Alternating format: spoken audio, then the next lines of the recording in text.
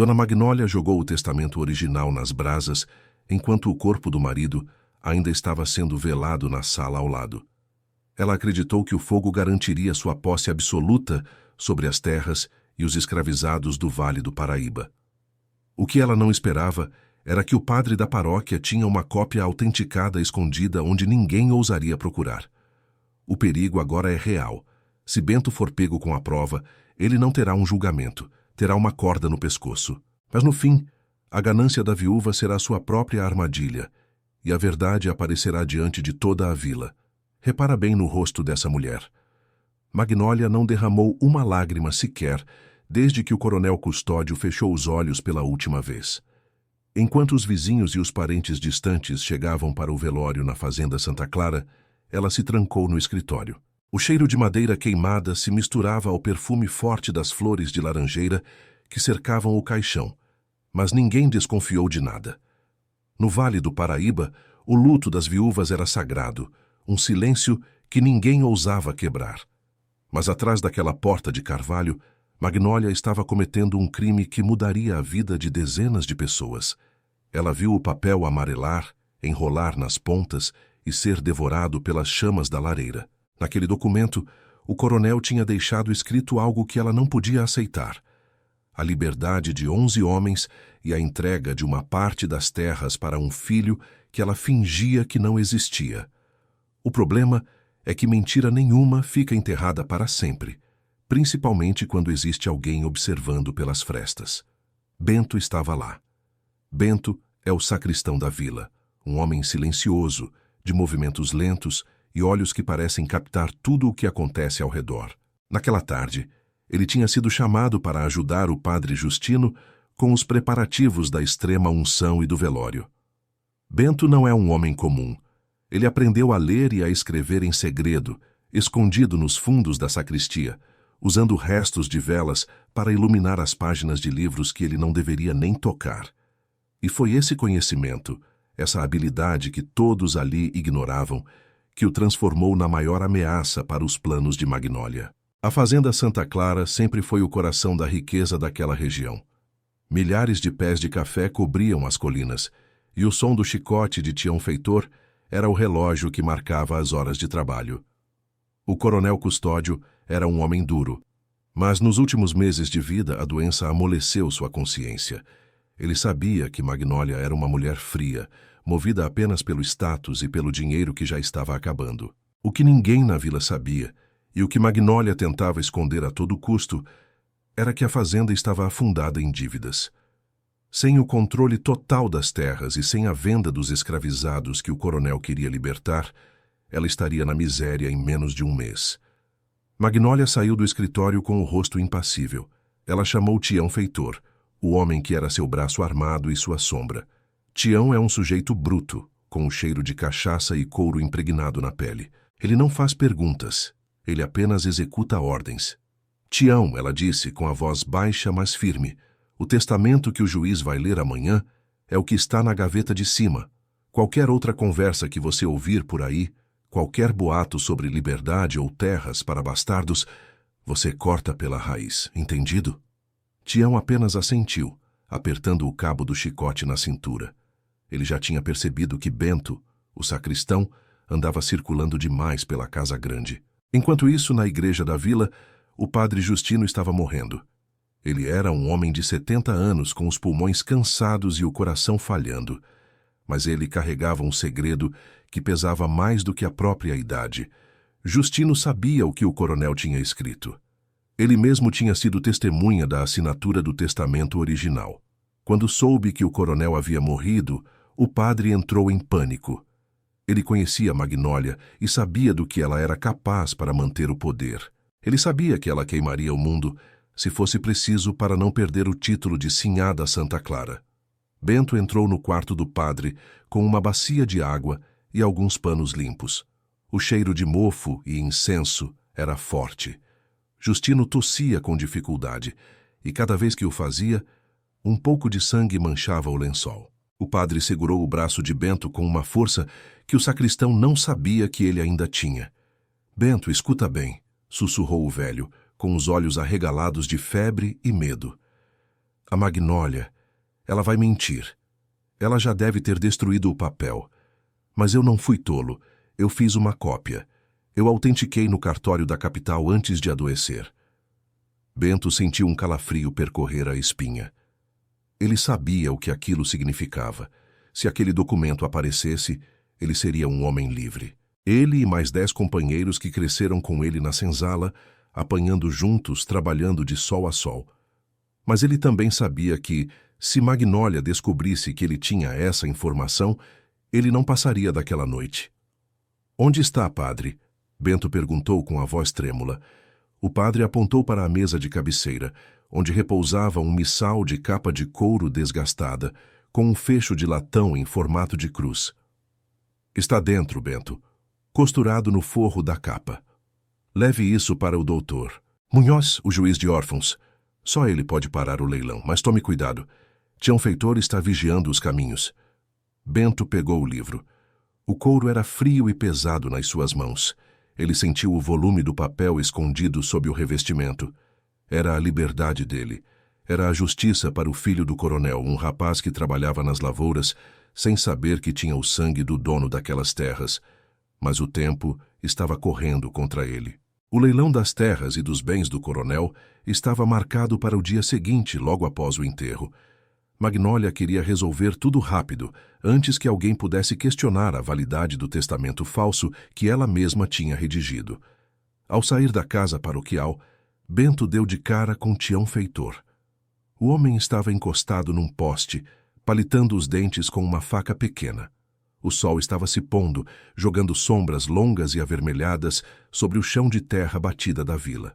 O silêncio era interrompido apenas pelo som distante dos sinos da igreja, anunciando o falecimento iminente do padre. Tião olhou para o missal nas mãos de Bento e deu um sorriso de lado, um sorriso que não chegava aos olhos. "Onde é que o sacristão vai com tanta pressa?" perguntou o feitor, bloqueando o caminho. Bento sentiu o suor escorrer pelo pescoço. Ele apertou o livro contra o peito, tentando manter a calma. "O padre pediu que eu rezasse as horas, Tião. Ele está nas últimas." Tião deu um passo à frente, diminuindo a distância entre os dois. O cheiro de suor e fumo de corda era sufocante. "Rezar, é? O padre morrendo e você preocupado com o livro? Deixa eu ver isso aí." Ele estendeu a mão enorme e calejada para pegar o missal. Naquele momento, o coração de Bento parou. Se Tião pegasse o livro, ele sentiria o volume do testamento. Ele rasgaria a capa e descobriria o segredo. E ali mesmo, no meio da rua deserta, a vida de Bento terminaria. Mas um grito vindo da casa do padre interrompeu o momento. Era a governanta, anunciando que o padre Justino tinha acabado de dar o último suspiro. Tião hesitou por um segundo, olhando para a porta da casa paroquial e depois de volta para Bento. Foi a chance que o sacristão precisava. Ele baixou a cabeça, fez o sinal da cruz e murmurou uma desculpa sobre precisar preparar o corpo. Ele passou por Tião com passos rápidos, sem olhar para trás, sentindo os olhos do feitor queimando nas suas costas como brasas. Bento entrou na igreja e se trancou na sacristia. Ele estava ofegante, as mãos tremendo tanto que ele quase derrubou o missal. Ele sabia que o tempo de esconderijo tinha acabado. Agora, ele era o guardião de uma verdade que valia fortunas e vidas. Ele olhou para o livro e, por um momento, pensou em queimá-lo ele mesmo. Seria mais fácil. Ele poderia continuar sua vida silenciosa, sendo apenas o sacristão que ninguém nota. Mas ele lembrou do rosto de seus companheiros. Lembrou das costas marcadas de Tiãozinho, um rapaz de 18 anos que o coronel queria libertar. Lembrou da injustiça que Magnólia estava cometendo com o próprio enteado, negando a ele o direito ao nome e à terra. O problema é que Bento não era um fugitivo comum. Ele não tinha para onde ir se não chegasse ao juiz Munhoz. E o juiz morava na comarca vizinha, a 6 horas de caminhada por trilhas que Tião Feitor conhecia como a palma da mão. Além disso, Magnólia já tinha começado a se movimentar. Ela enviou mensageiros para todos os cantos, confirmando o leilão para a manhã seguinte. Ela estava agindo rápido, como uma serpente que dá o bote antes que a presa perceba o perigo. Naquela noite, a fazenda Santa Clara estava em polvorosa. Magnólia deu ordens claras.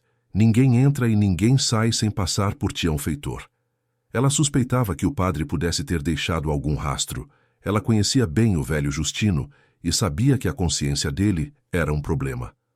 Procurem em tudo, ela ordenou aos capangas.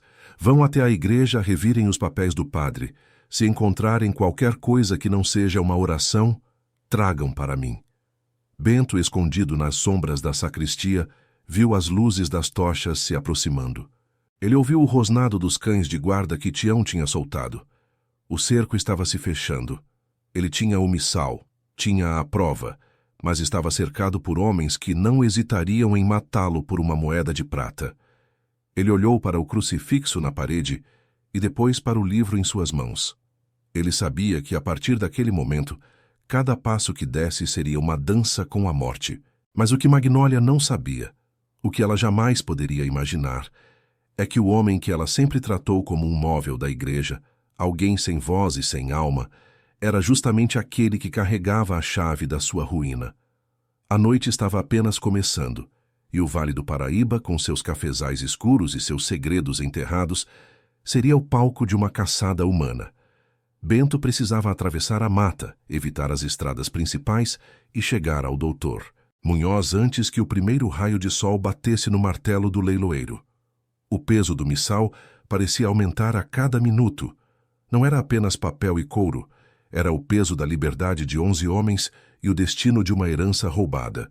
E Bento, o sacristão que aprendeu a ler no escuro, estava pronto para mostrar a Magnólia que a mentira realmente tem perna curta quando a prova aparece.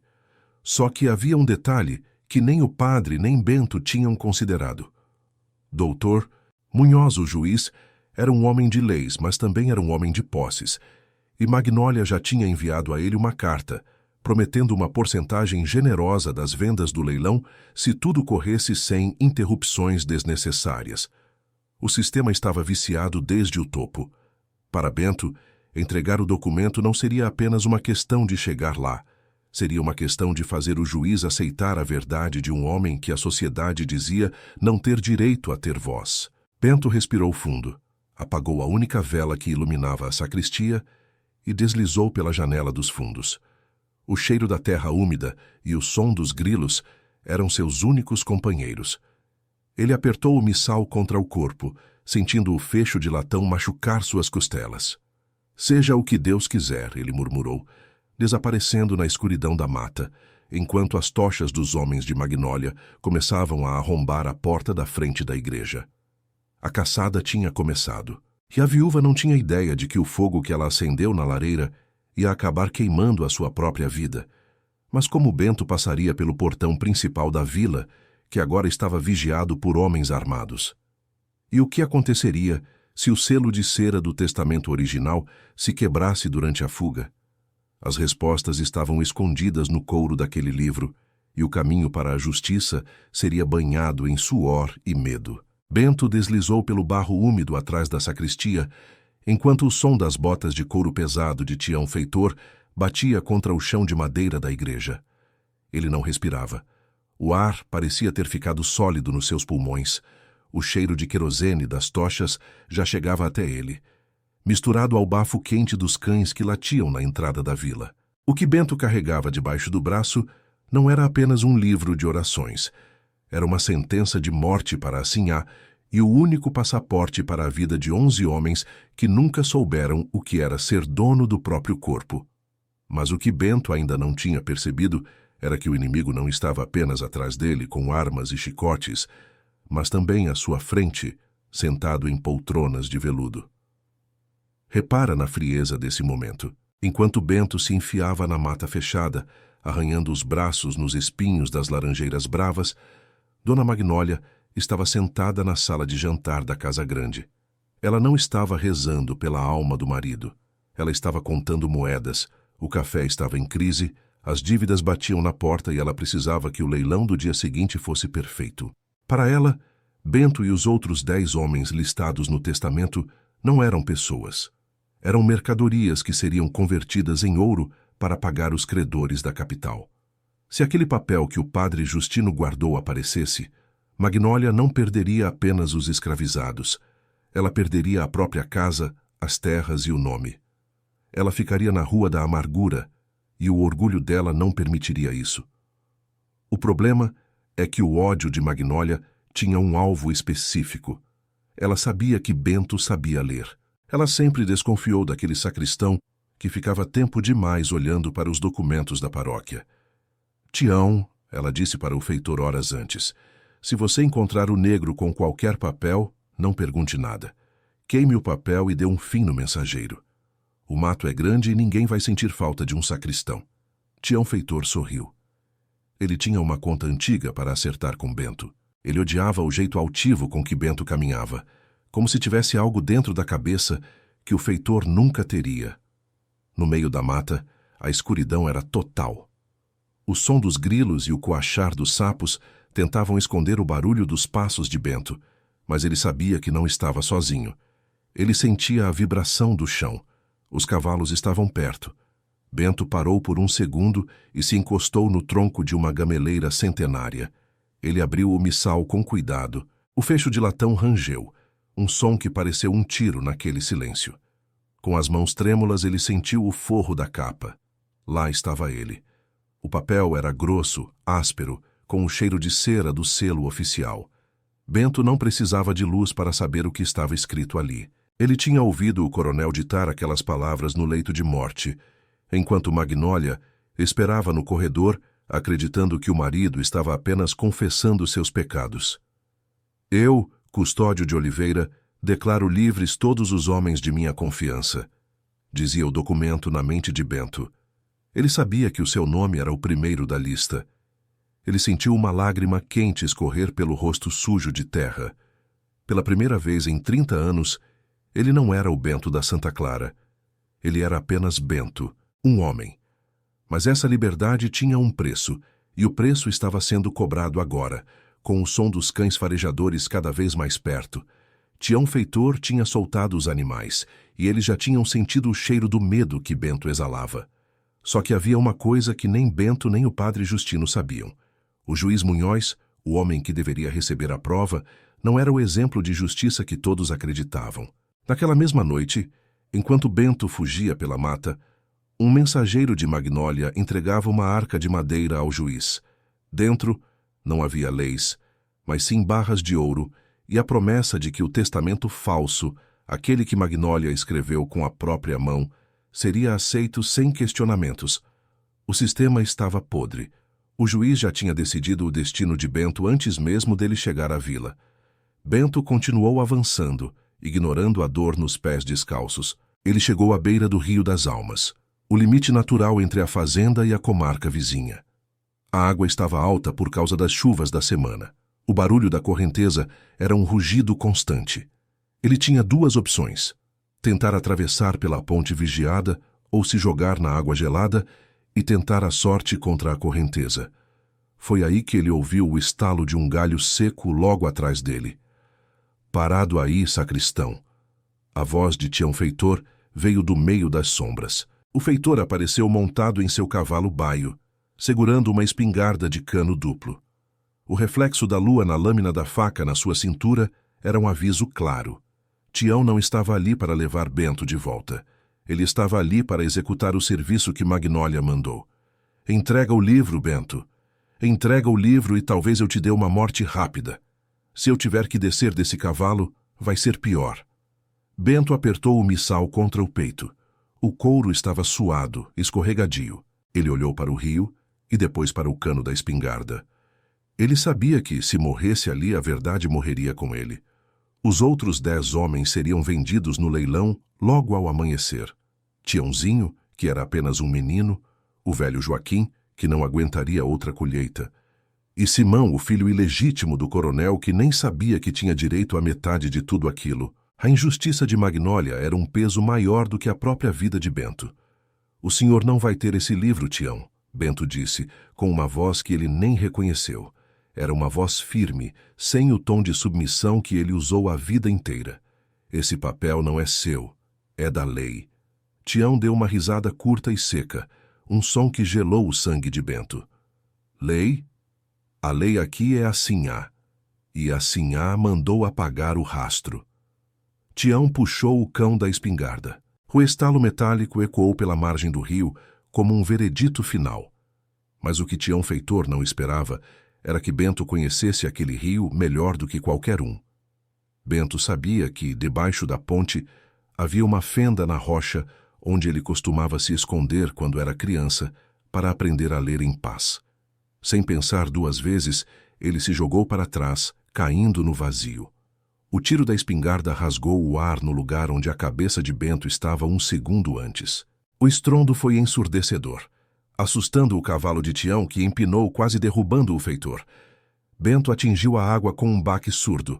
O frio foi como 1000 agulhas espetando sua pele. Ele afundou, sentindo a força do rio das almas puxando seu corpo para o fundo. O missal tentava escapar de suas mãos, mas ele o segurava com a força de quem segura a própria alma. Ele lutou contra a correnteza, sendo jogado contra as pedras, até que conseguiu se agarrar a uma raiz submersa perto da fenda que ele conhecia. Ele se puxou para dentro da cavidade úmida e escura, ficando apenas com o rosto fora da água, enquanto ouvia os gritos de Tião Feitor lá em cima, amaldiçoando sua sorte e recarregando a arma.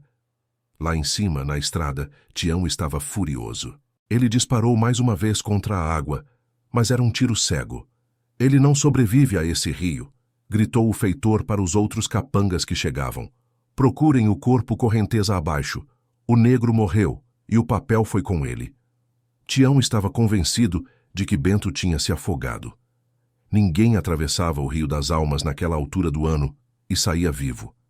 Ele montou no cavalo e galopou de volta para a fazenda para dar a boa notícia à Magnólia. Enquanto isso, dentro da fenda, Bento tremia de frio e de exaustão.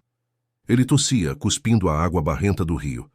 Ele tirou o missal debaixo da túnica encharcada. O couro estava molhado, mas o forro interno parecia ter resistido. Ele abriu o livro com cuidado extremo. O papel do testamento estava úmido nas bordas, mas o texto ainda estava legível. O selo de cera do cartório estava intacto. Bento sorriu no escuro. Ele estava vivo. E a prova também estava. Mas a vitória era curta. Bento olhou para o céu através de uma pequena abertura na rocha e viu que as estrelas estavam começando a empalidecer. O amanhecer estava chegando. Em poucas horas, a praça da vila estaria cheia. O leiloeiro já estaria preparando o palanque. Magnólia estaria lá vestida de preto, fingindo uma tristeza que nunca sentiu, enquanto o Dr. Munhoz assinaria as ordens de venda. Bento precisava sair dali, atravessar o restante da mata e chegar ao tribunal antes que o primeiro homem fosse vendido. O problema é que ele estava ferido. Sua perna tinha batido em uma pedra submersa e ele sentia o sangue quente se misturando à água fria do rio. Cada movimento era uma tortura. Ele se arrastou para fora da fenda, escalando a margem lamacenta com as unhas. Ele estava exausto, com fome e sendo caçado como um bicho. Mas quando ele pensava em desistir, ele via o rosto de Magnólia jogando o papel nas brasas. Ele via o desprezo nos olhos dela. E isso dava a ele uma força que não vinha dos músculos, mas de uma indignação que queimava mais do que qualquer ferida. Bento começou a caminhar em direção à vila, mancando, usando um galho seco como apoio. Ele evitava as trilhas conhecidas, cortando por dentro do cafezal. As folhas largas das plantas de café o escondiam, mas o orvalho da manhã o deixava ainda mais ensopado. Foi quando ele ouviu o som de um sino. Não era o sino da igreja. Era o sino do leilão.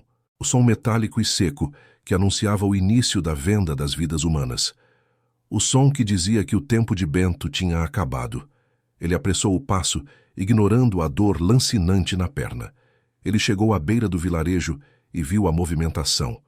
Carruagens de fazendeiros ricos de toda a região estavam estacionadas ao redor da praça.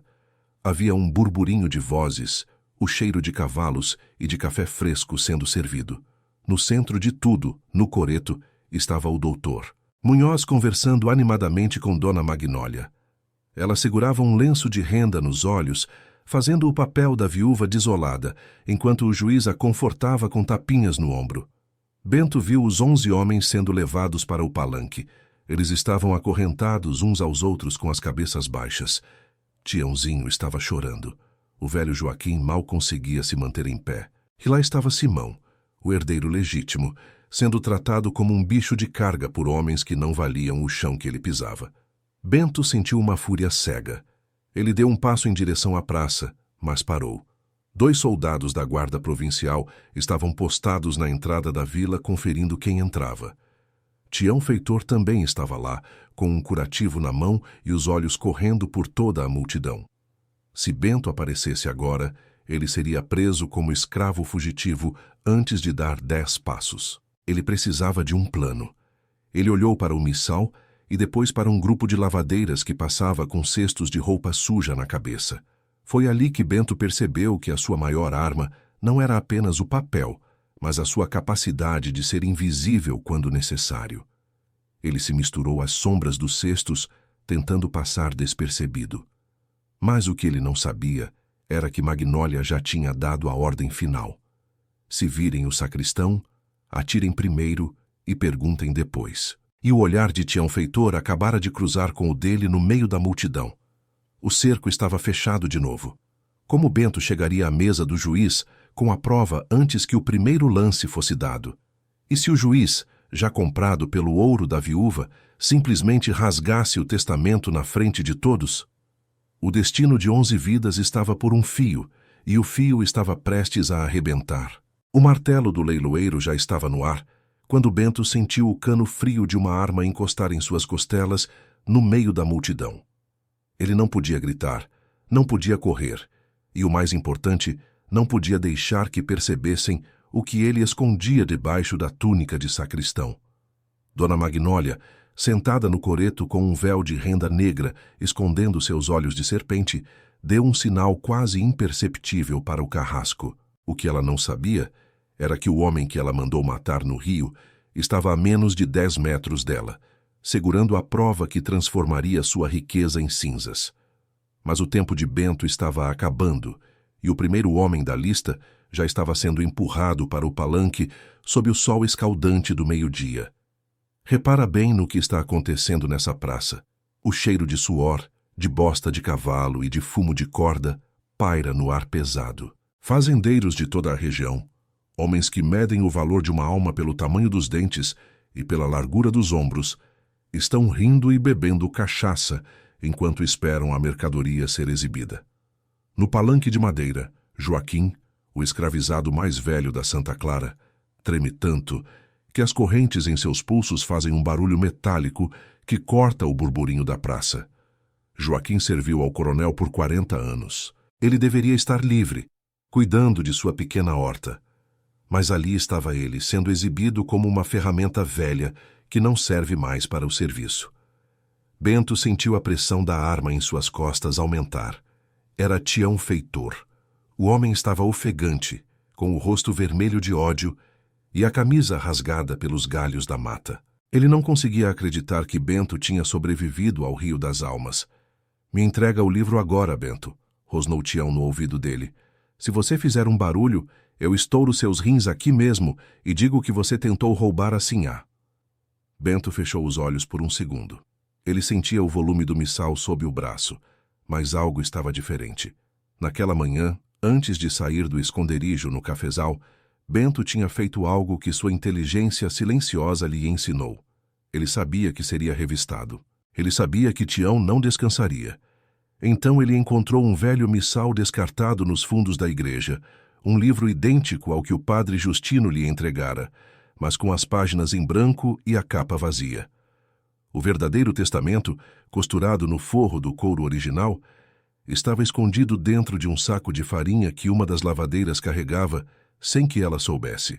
Bento era o isca, e o livro que ele apertava contra o peito agora era apenas um pedaço de papel sem valor.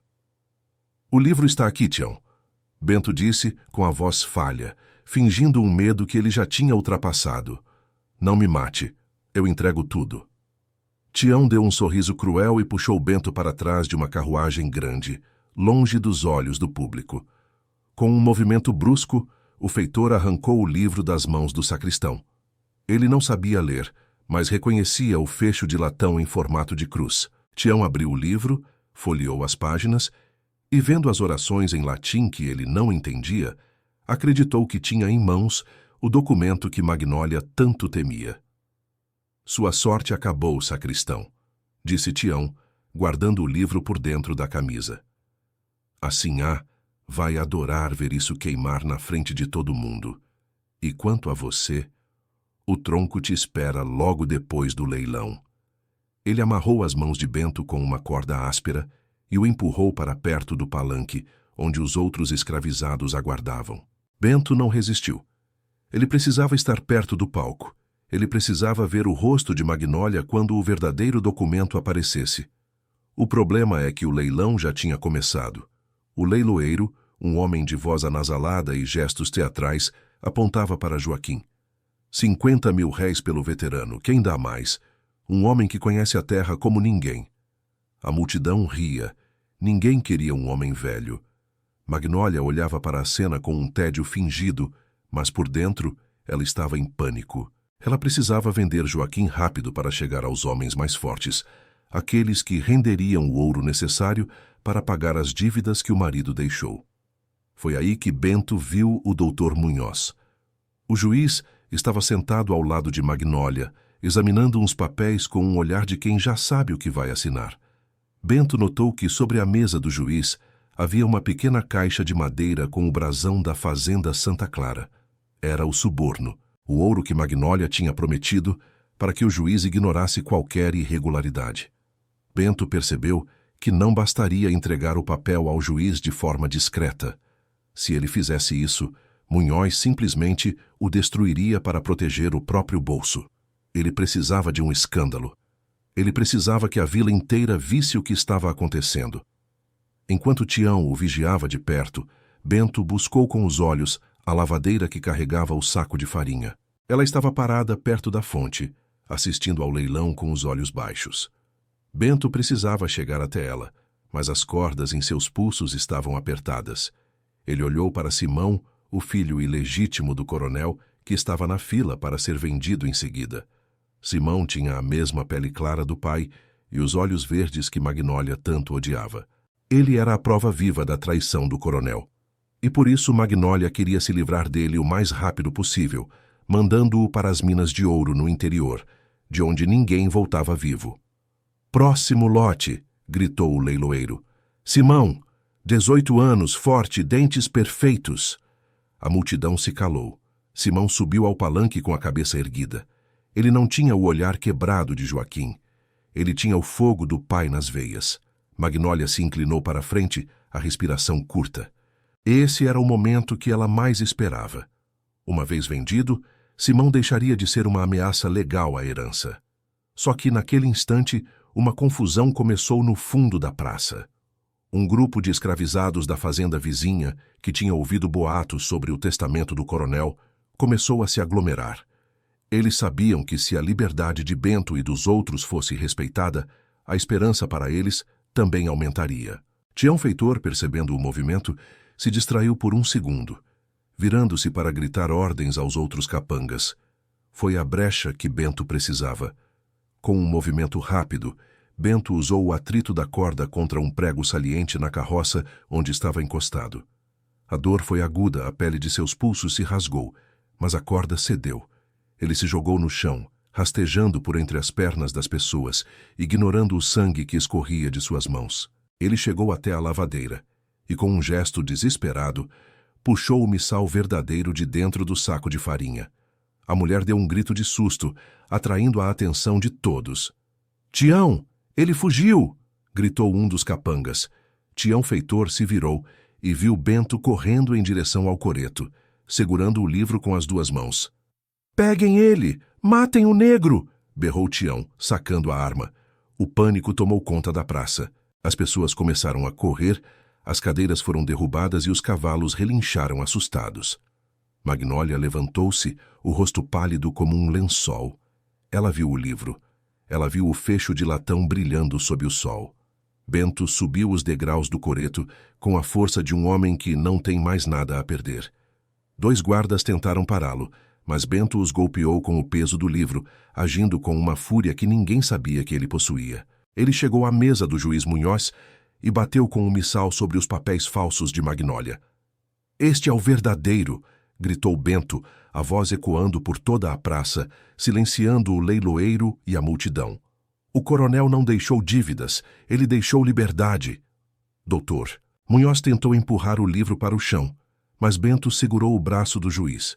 Olhe para as pessoas, Excelência, Bento disse, apontando para a multidão que agora se aproximava do coreto, curiosa e agitada. Se o senhor ignorar este selo, a vila inteira saberá que o senhor é um criminoso tanto quanto ela.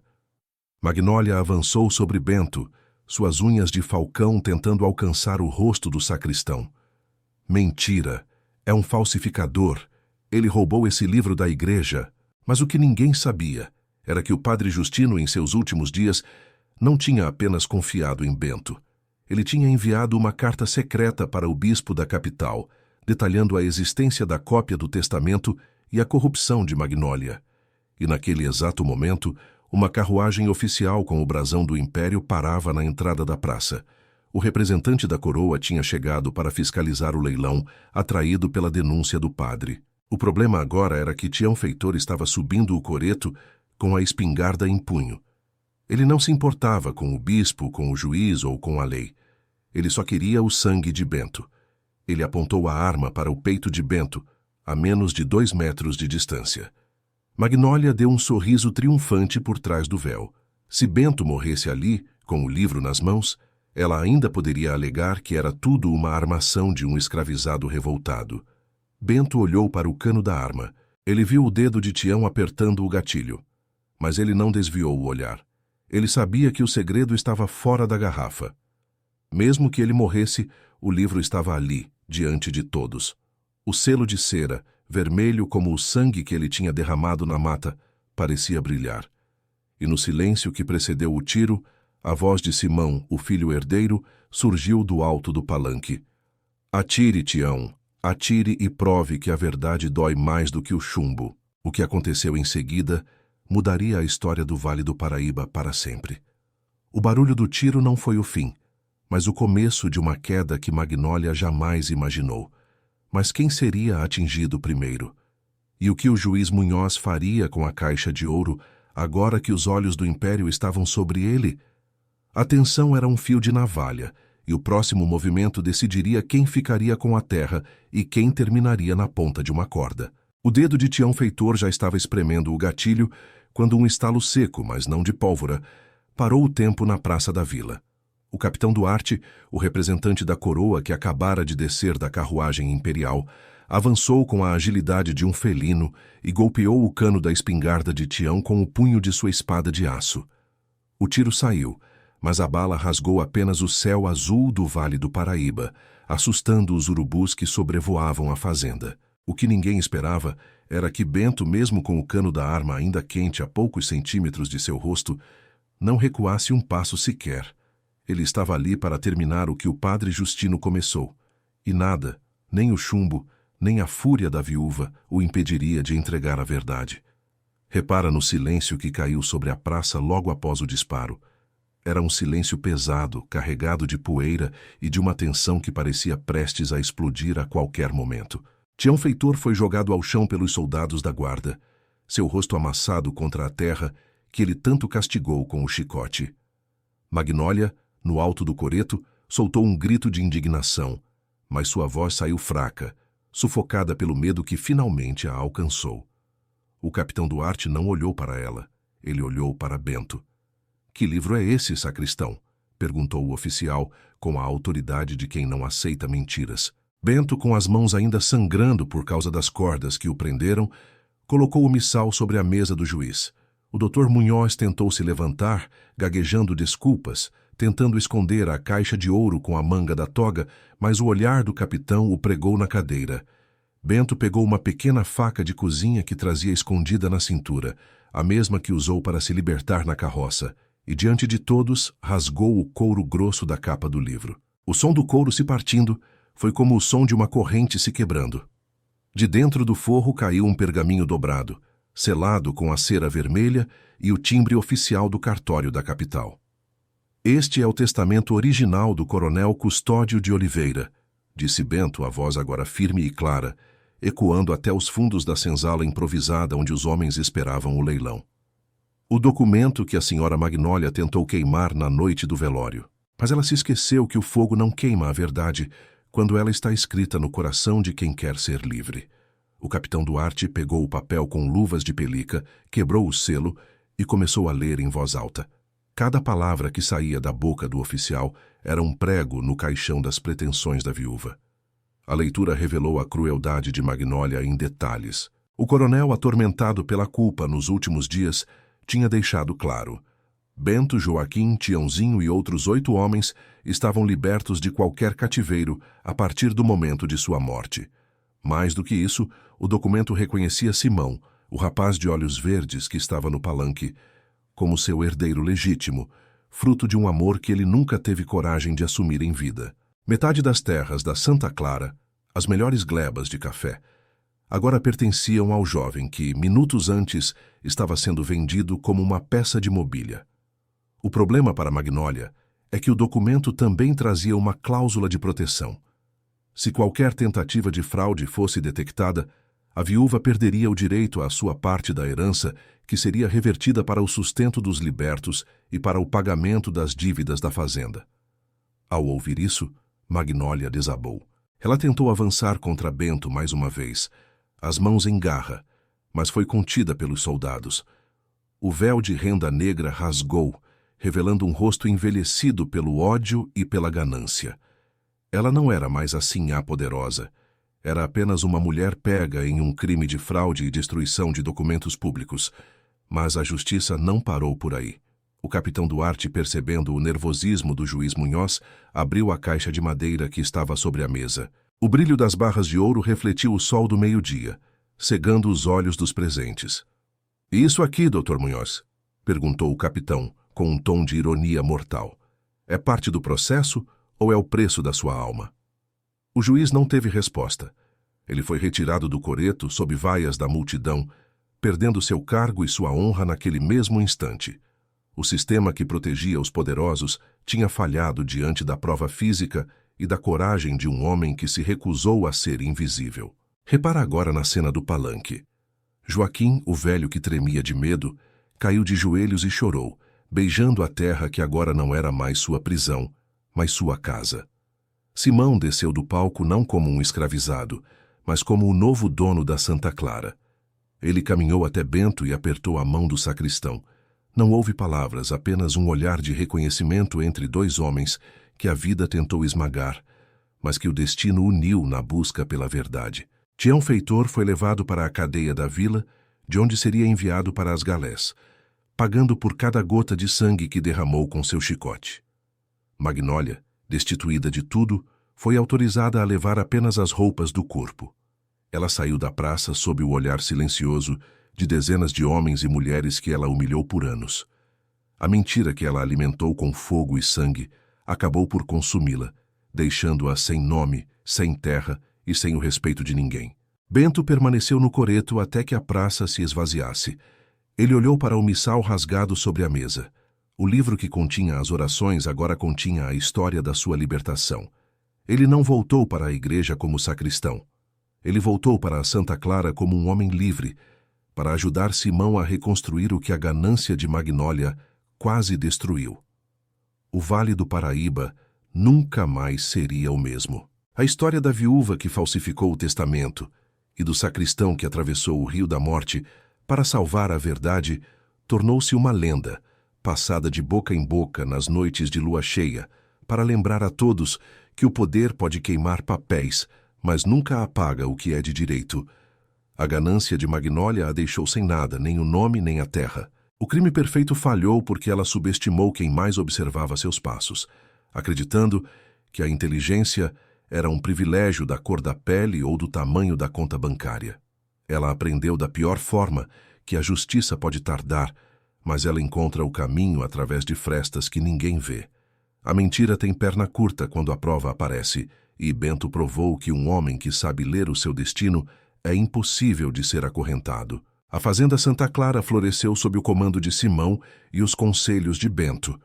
As terras que antes eram regadas com dor passaram a produzir o melhor café da região, agora acolhido por homens livres que trabalhavam para construir o próprio futuro. Joaquim viveu seus últimos anos em paz, sentado na varanda de sua própria casa, vendo o sol se pôr sobre os cafezais que ele ajudou a plantar. E o missal? O livro foi costurado novamente e devolvido à igreja. Mas o forro da capa permaneceu vazio, como um lembrete constante de que a liberdade é um documento que se assina todos os dias com coragem e honra. Se essa história de superação e justiça tocou você, não se esqueça de deixar o seu like e se inscrever no canal para mais relatos fortes como este. A verdade sempre aparece, e nós estamos aqui para contá-la. Comenta aqui embaixo de qual cidade você está assistindo e compartilha este vídeo com quem gosta de um bom suspense histórico. Sua participação é o que mantém viva a memória dessas lutas. Até o próximo caso.